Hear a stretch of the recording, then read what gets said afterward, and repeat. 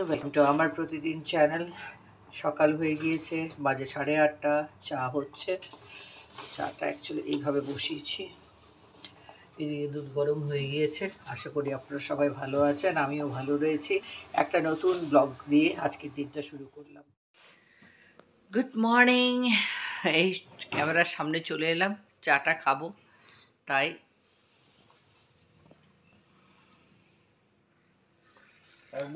বাইরে রেখে দেবে।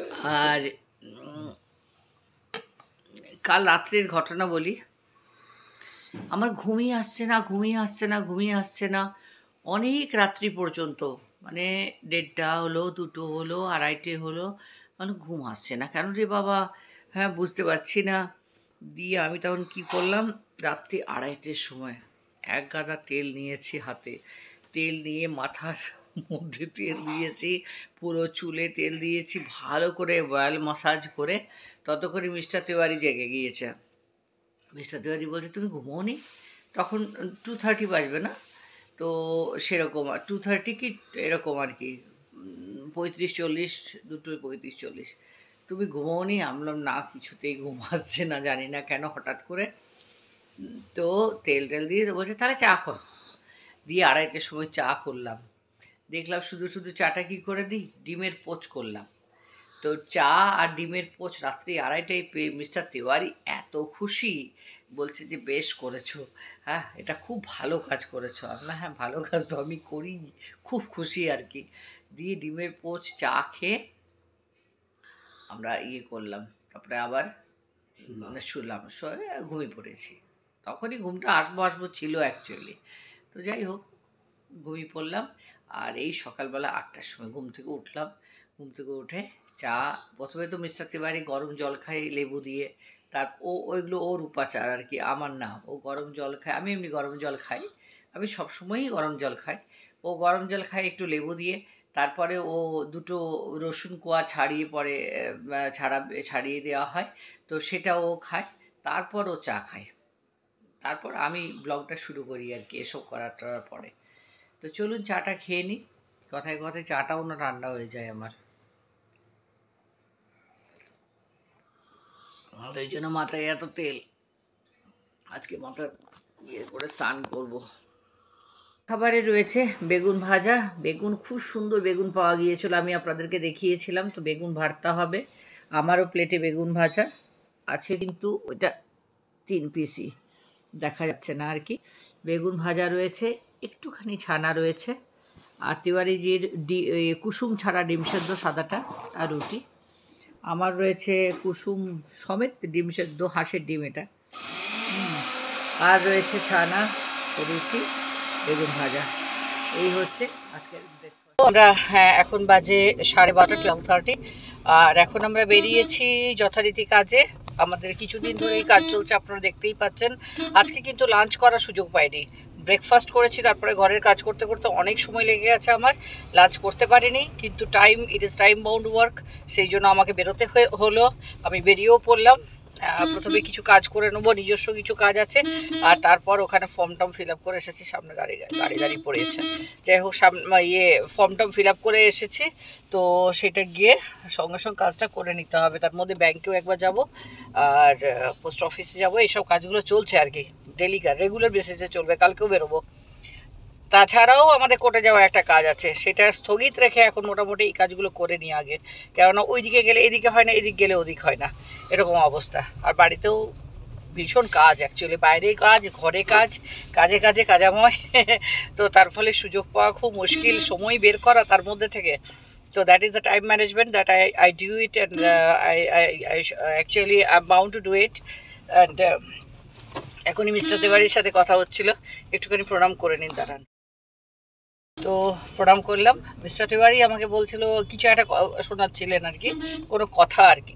তো আমি বললাম দাঁড়াও, আমি আগে চিন্তা করে নিই সমস্ত পেপারস আমি সাথে নিয়েছি কিনা। আমি বললাম যে অত লিবার্টি তুমি আমাকে দাওনি, অত লাক্সারি দাওনি যে আমি এইসব সমস্ত কথা গল্পগুলো আর কি করতে পারবো। গল্প করার মতো সময় হয় এমন নয়। সন্ধ্যেবেলা কফির সাথে আমরা দুজন ভীষণ গল্প করি, সারাদিনই গল্প করছি সেটা নয়, হ্যাঁ। কিন্তু এই মুহূর্তে অন দ্য ওয়ে, প্রথমেই বাড়ি থেকে বেরিয়ে আমি চিন্তা করে নিই যে আমি কী নিয়েছি, weather I am taken all or not. তো বাড়ি থেকে বেরোবার আগেও এটা চিন্তা করি, বাড়ি থেকে বেরোবার পরও চিন্তা করি। তো এটা একবার সেট আপ হয়ে গেলে না মাইন্ডে, দেন আই এম নিশ্চিন্ত, দেন আই এম রিল্যাক্সড। তারপর আমি গাড়িতে ভিডিও বাগেরা করি, নিজের ব্লগিংয়ের জন্য ওটাও চালাতে হয়। তো যাই হোক, খুব কষ্ট করে যারাই ব্লগিং করে বুঝতে পারি, ভীষণ কষ্ট করে করে। আমি তো রিলসও করি, তো সব কিছুতেই একটা এফোর্ট তো লাগে। আর তার মধ্যে থেকে টাইম বের করে ঘরের কাজ, বাইরের কাজ, প্রচুর কাজ সারাদিন। তবে কাজের মধ্যে থাকাটা, it is a good life without work is nothing.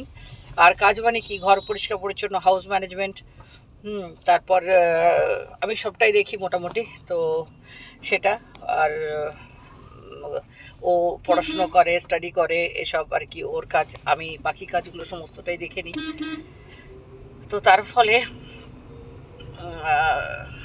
যেটা হয় আর কি, ম্যানেজমেন্ট করতে গেলে you are all the time, your brain is occupied. তো এই সময় গল্প করছি, এই সময়ও ভাবছি আর কি। তো এরকম হয়। এনিওয়েজ, নাইস লাইফ, না? তো কর্মটাই প্রধান জীবনে, কাজ করতে হবে। তো ছোট ফ্রন্টে মানুষ কত কাজ করে, যার মধ্যে যতটা ক্যাপাবিলিটি রয়েছে, যার মধ্যে বেশি রয়েছে ঘরের কাজ করে, বাইরের কাজ করেও আরও কিছু এক্সট্রা কাজ সোসাইটির জন্য করতে পারে। তো এটা যার যেরকম ক্যাপাসিটি রয়েছে, কাজ করার ক্ষমতা রয়েছে, সে সেইভাবে সেটাকে ডেলিভার করে, তার আউটপুট বেশি। এটা তো নিয়ম, তো সব কিছুরই নিয়ম। তো গুড মেশিন হলে তার আউটপুট অনেক বেশি। তো লাইক দ্যাট। যাই হোক, চললাম রাস্তায়। আজকে কতটা কাজ হয়, কি হয়, সন্ধ্যে পর্যন্ত সমস্ত জানাচ্ছি। মধ্যেখানেও যদি সুযোগ সুবিধা পাই, নিশ্চয়ই আমি ক্যামেরার সামনে আসবো, দেখাবো কি কাজ করছে। এখন রাস্তা দেখি লাভ নেই, ডেইলি রাস্তা দেখতে দেখতে আপনারাও বোধ হয় টায়ার্ড হয়ে গেছেন। তো যাই হোক, এই রাস্তাটা ভীষণ কনজাস্টেড, বাট স্টিল সফর মে ধুপ তো হোগি, চল সকো তো চলো। রাস্তার ধারে আমি গেছিলাম এটিএমে পয়সা নেই, দ্যার ইজ নো ক্যাশ। আমি ফিরে এলাম, ভিভোর দোকানে গেছে মিস্টার তিওয়ারি, ও একটা নতুন মোবাইল কিনেছে, অন্য কোম্পানির মোবাইল কিনেছে। তো স্ক্রিন গার্ড অনলাইনে কিনেছে, স্ক্রিন গার্ডটা আসেনি, সে স্ক্রিন গার্ডও লাগাতে গেল। আর এটা আমাদের shortcut way to go to main market of আসানসোলে বিশাল বড় মার্কেট ওটা একটা। তো এটা একটা বলতে পারেন মেগা সিটি আর কি। তো এইটা হচ্ছে একটা শর্টকাট ওয়ে। তো শর্টকাট ওয়েগুলো যেমন হয় সেরকম আর কি, এখানে চালাতে অসুবিধে, কিন্তু স্টিল দ্যাট ইজ শর্টকাট। কোনো ট্রাফিক সিগন্যাল বাগেরা নেই আর কি। সেই জন্য হি প্রেফার্স, উই ডোন্ট প্রেফার, আমরা প্রেফার করি না। আমার হাজব্যান্ড প্রেফার করে এই রাস্তা দিয়ে শার্ট করে চলে বেরিয়ে যাবো আর কি। তো যাই হোক, অনেক ও ড্রাইভিংটা কিন্তু খুব মজার। এখন 4:30 বাজে, লাঞ্চ করতে বসছি। আছে করলা ভাজা, আছে পালং শাক, বেগুন আলু তরকারি, আমি পাতেই বেড়ে দিয়েছি। আমার পাতেও আমি নিয়ে নিয়েছি এটা। আর রয়েছে মাছের ঝাল সর্ষে দিয়ে, আজকে লঙ্কাটা একটু বেশি পড়ে রয়েছে। আমার রয়েছে ভাত, দেখুন ঠান্ডা হয়ে গেছে, একটু গরম করব এই ওভেনে, এখন গরম করব, রান্নাঘরে এসেছি। ওর জন্য রয়েছে রুটি। হ্যাঁ, তো এটাই হচ্ছে আজকের লাঞ্চ। তো মোটামুটি নিয়ে নেওয়া হয়েছে লাঞ্চ, তো সেটাই আর কি খাবো আছে। তো খেয়ে নি, ভীষণ খেয়ে হয়েছে। আমার হাজব্যান্ডের ড্রাইভিংটা কিন্তু খুব মজার। দেখবেন আমি যখনই শ্যুট করি, যদি কোথাও ভিড়ভাড় থাকে, কেউ সামনে চলে এলো, এত জোরে চিৎকার করবে না, আর দাঁত মুখ খিঁচিয়ে খুব জোরে চিৎকার করবে। তো সেটা একটা ফানি ইনসিডেন্ট হয়ে দাঁড়ায় আমাদের জন্য, কেননা ইন্ডিয়ান রোড, এসব তো হবেই, এটা স্বাভাবিক ব্যাপার, কোনো ব্যাপার নেই, হ্যাঁ না? উই টেক ইট ভেরি, কী করবো, কোনো উপায়ও তো নেই। তো অ্যান্ড হিজ পোশ্চার, যে পোশ্চার যেটা হয়, যেভাবে চিৎকার করে ওঠে, ইটস রিয়েলি, ওর জন্য তখন পরে নিজেই হেসে ফেলে, আমিও হাসি, ও হাসে। তো সেই জন্য ওটা আমি শেয়ার করি আর কি মাঝে মধ্যে। তখন তো বুঝি না যে এই সময়ই চিৎকার করবে, তাহলে তো মুখের উপরও মোবাইলটা রাখি আমি, সেটা তো সম্ভব হয় না। তো যাই হোক, রাস্তার দিকে মোবাইলটা রাখছি, সেই সময় হয়তো ওরা হয়ে উঠলো। পরে আফসোস হয় যে আপনাদেরকে দেখাতে পারলাম না। এনিওয়েজ, যাই হোক, ও আসুক, তারপর আমরা মেন মার্কেটে যাব। বিকেলে নিয়ে বসেছি মুলির পরোটা, পাতলা করে তৈরি করা। এটা অর্ধেকটা খাওয়া হয়ে গেছে বলে দেখাতে পারছি না। আর চা, ভীষণ খিদে পেয়ে গেছিলো, লাঞ্চ করার পরও পেটটা ভরেনি। তো এই আর কি। আর মিস্টার তিওয়ারি নিজে দেখুন না, গদিতে বসে আরামসে খাচ্ছে। ঠিক আছে, আরামসে গদিতে বসে খাচ্ছে। আমিও বিছানায়, বাবা ভীষণ ঠান্ডা লাগছে। দেখো, আমি কিছুই পড়ি না, আমার তো ঠান্ডা লাগবেই। আমি বসে বসে এইভাবেই চা খাচ্ছি। আচ্ছা, আর মুলির পরোটা, তো যাই হোক, খেয়ে নিই। ডিনারে রয়েছে হাঁসের ডিমের ঝোল। আমি ডিনারটা প্লেটে নেওয়ার পর মনে পড়লো যে ডিনারে শ্যুট করা হয়নি। হাঁসের ডিমের ঝোল আর ছানা আমরা রেগুলার খাই, তো সেইটা মিস্টার তিওয়ারিরও তাই। আর রয়েছে রুটি। এটাই হচ্ছে আজকে রাতের ডিনার।